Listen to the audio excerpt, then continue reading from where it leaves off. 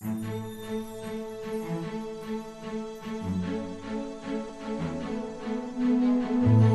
has the biggest influence on retention in the organization? Managers. Because when someone quits, they usually don't quit the company, they quit the manager. It's that interaction between the manager, supervisor, whatever you call them, that will either attract and keep or run them away. And when they call me up and says, Greg, we would love you to come speak to our executives about leadership in the 21st century. And we'll either be glad to flight. Mic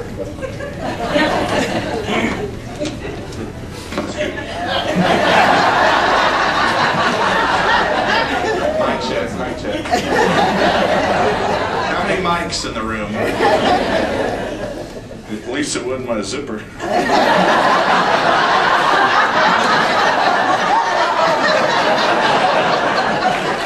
A determined person, we like that. A losing determined person, but she is a determined person. Mary Jane, what you gave up was a new Dell laptop computer. Yeah, I heard you.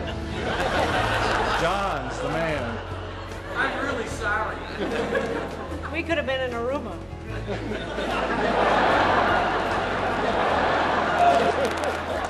Now, I thought this was a conservative state. That is, drum roll, please. Mary Jane, your prize is whatever Greg picks. Greg's choice, and Greg picks a copy of his book.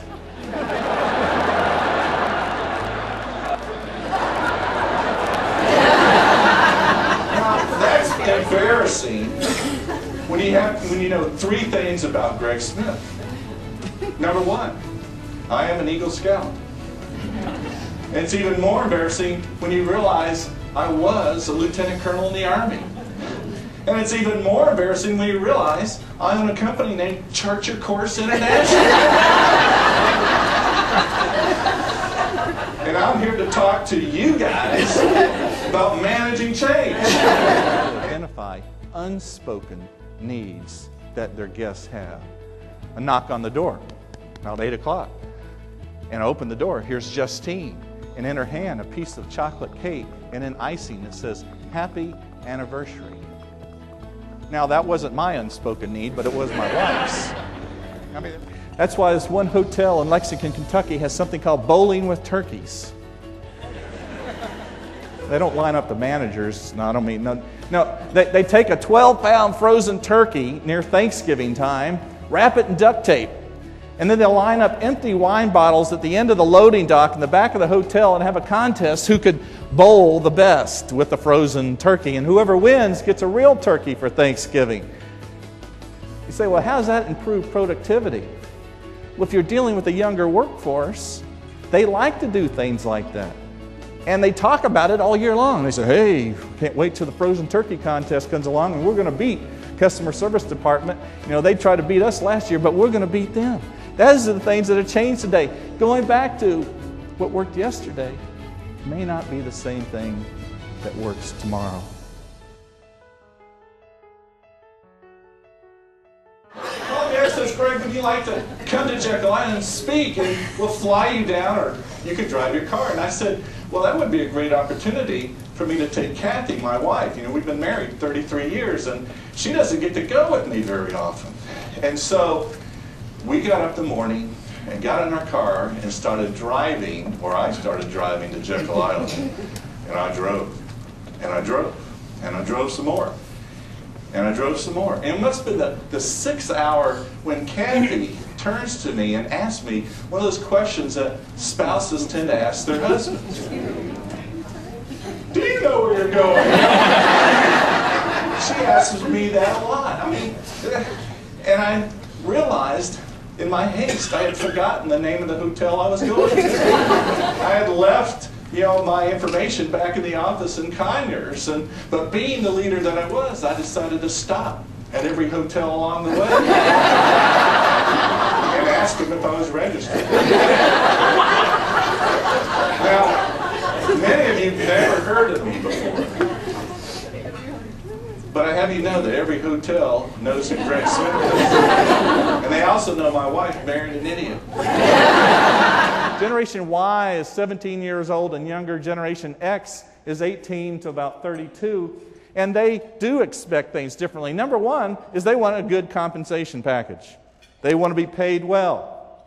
And if they feel their friends are getting paid better in another company, they might be next to leave. They want to work with a cohesive work team, meaning they want to like the people they want to work with. If there's an organization that has a lot of friction among the team members, that will run them off. They want challenging work assignments. They want to begin with the same amount of responsibility that your CEO or president has. Every 2 years, I go to Las Vegas to speak to the pizza owners of the world. You're talking about a fat conference? I mean, it's heaven when you're talking about the food, because they have this expo filling the Hilton Convention Center of all the Italian food products and chicken wings, healthy food like that, giving it out for free. And I met T.D. Hughes, the CEO of La Rosa's, and I was speaking to him about retaining employees, and he says, Greg, you know what the turnover rate in the fast food industry is? 150% to 200%. That's like for every employee you hire, you're replacing another one as they go out the door. He says, how do we create this wonderful cultural experience in our restaurants when we have people constantly in flux? How do you survive with that mentality? He said, we had to change it, and here's what we did at La Rosa's. Turnover's highest first 90 days on the job. You will lose an employee if you don't have an effective orientation process. So the first 90 days, they pay particular attention to the new people. They ask them, did you get the training that HR promised you? Did you get the uniform? Does it fit? Does it make you feel like a proud employee? And when they started focusing on the new employees, turnover dropped by 50%, saved them hundreds of thousands of dollars. Because the other thing they did is every manager is required to have a development process for every employee. I don't care if they are an hourly employee. They are equal in all eyes. They are just as important to me as the top paying executive in an organization. You take care of the troops. The troops take care of you. As I told you, I went in the military for two reasons. To follow my father's footsteps, to be the best leader that I could. And when I was about 12 years old, living overseas, my father had gotten ready for work, one more year to go to retirement, came downstairs to have breakfast, and he dropped dead of a heart attack in front of our eyes. I never saw my father again. But before he died, he had started me in Boy Scouts. I was Cub Scouts, went to Boy Scouts, and when we moved back to the States after he had passed away, I stayed in Scouts here, right in Atlanta, Troop 550 at a Catholic church here in DeKalb County. And I was working toward Eagle Scout, 16 years old, 2 merit badges to go, and I decided I was going to quit. I think something called females got my attention more than Boy Scouts. And I'd gotten in a lot of trouble. My mother had remarried my stepfather. In fact, we had a father-son cookout, and I remember asking my stepfather, would he go with me? And he said no. He didn't want to go to the father-son cookout. And that was one reason I started losing interest and quitting, got in trouble and doing things I shouldn't have been doing. But my scoutmaster, whose name was John Winterode, who was a service technician for an air conditioning company, called me up and said, Greg, if you quit now, you'll regret this the rest of your life. And I went back, and John Winterode helped me finish the last 2 merit badges. And I remember the night they pinned Eagle Scout on my chest. It was the proudest night of my life. Not because I earned it, because John Winterode helped me earn it. He was a service above self leader. 20 years went by. I wrote my first book called The New Leader. Hadn't talked to John Winterode in 20 years. And through that 20 years, that Eagle Scout Award became more important to me and more valuable to me than any medal I ever earned in the military, any degree I earned in school, because of what he did for me. The night before the deadline was due to finish my book, I opened the pages in the Atlanta phone book and found one Winterode in the entire Atlanta phone directory. And I knew it was time to give my respects to what he did. Called up the phone number. And I'm not exaggerating. My hand was trembling.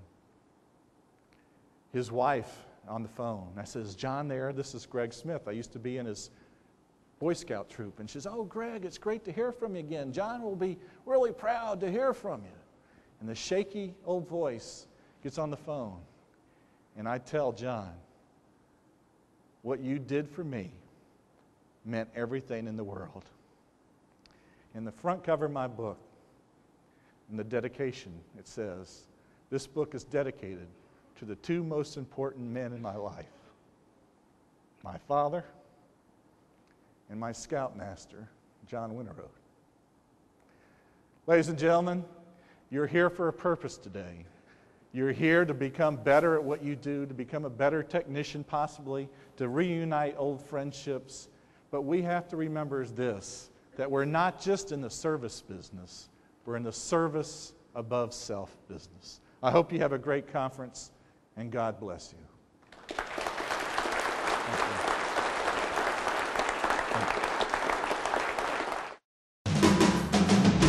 Greg Smith has been called a perspective teacher, an inspirational speaker, and a motivational expert.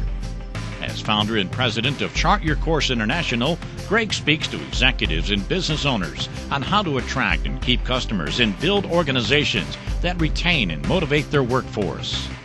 Greg's message is carried around the world as an author, business expert, and contributing editor to dozens of national and international journals, newspapers, and websites. He has appeared on several popular radio and TV programs, including Bloomberg Business News and PBS Television. From a lieutenant colonel in the U.S. Army, where he consulted generals and led the way in the largest organizational transformation in U.S. history, to today, where Greg has guided hundreds of businesses with measurable improvements in reduced employee turnover, increased sales, and better customer service, leading to long-term prosperity. Greg Smith is America's leading authority on leadership, organizational development, change management, and employee retention, evidenced by his recent appointment as an examiner for the Malcolm Baldrige National Quality Award, the nation's highest award for business excellence.